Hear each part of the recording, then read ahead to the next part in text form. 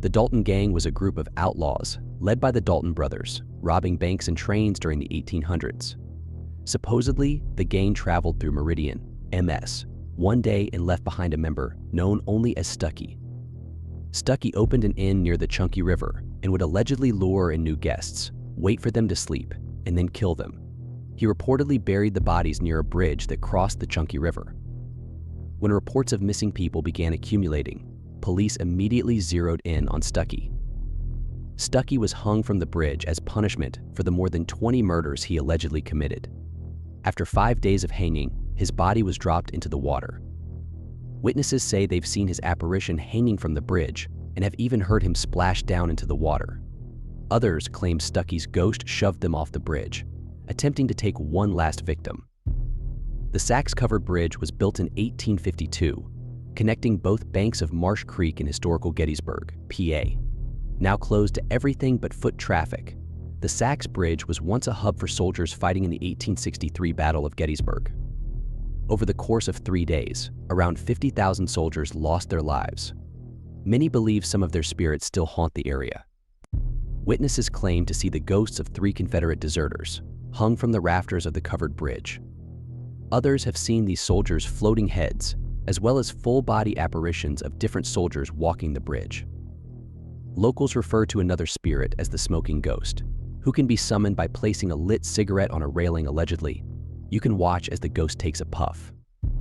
Asheville is home to Helen's Bridge, built in 1909 and originally named Zealandia's Bridge after the estate owner.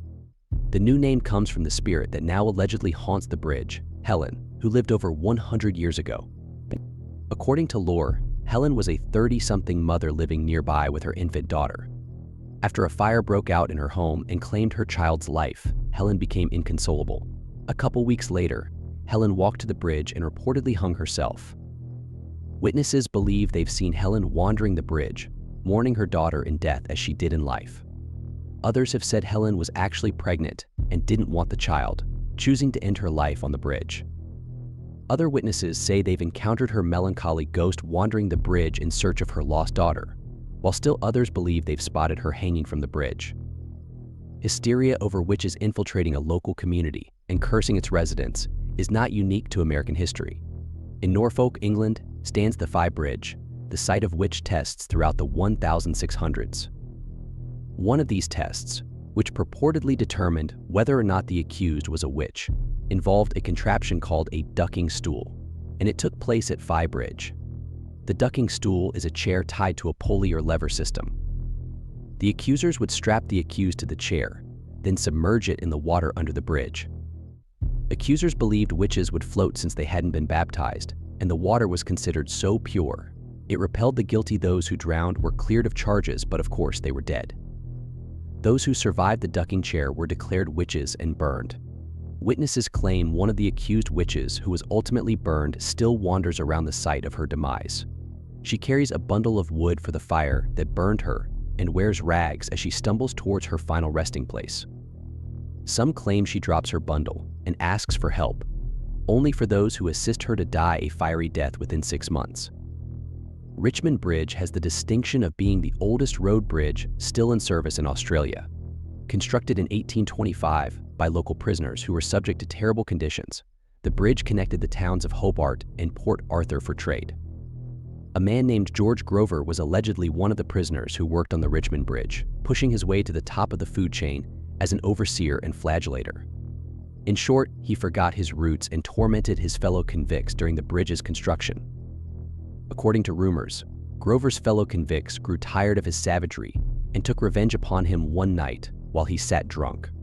Multiple workers beat him, then tossed him over the bridge and into the Coal River.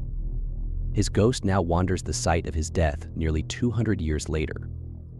Another spirit said to haunt the Richmond Bridge is a large black dog known as Grover's dog. Only showing itself to women and children, the large dog accompanies them across the bridge, then disappears as soon as they're safely across.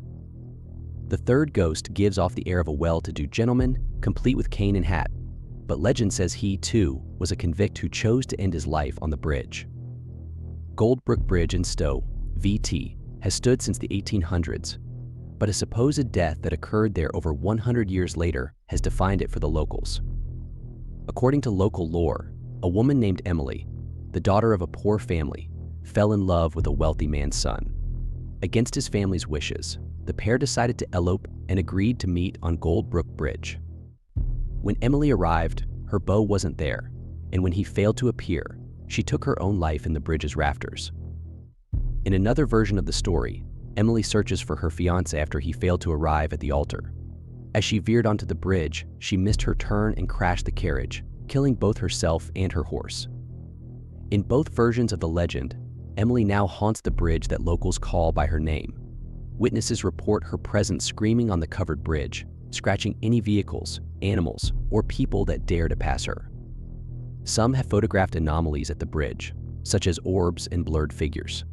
Others find their electronic equipment malfunctions there, and their batteries drain without explanation. Members of Avon, a small community near White Lick Creek in Indiana, have heard the tales of woe surrounding Avon Bridge for generations. Built around 1906 or 1907, the bridge was constructed largely by poor Irish immigrants. According to legend, a group of these workers was crossing the temporary walkway when one slipped and fell into the wet concrete below. Many modern-day witnesses report hearing this worker wailing the way he did when he died, slowly sinking into the wet cement as his fellow workers unsuccessfully attempted to pull him out with a two-man saw. At least one other ghostly figure has been reported at Avon Bridge. A woman was rushing across the bridge, her sick baby in her arms, when she tripped.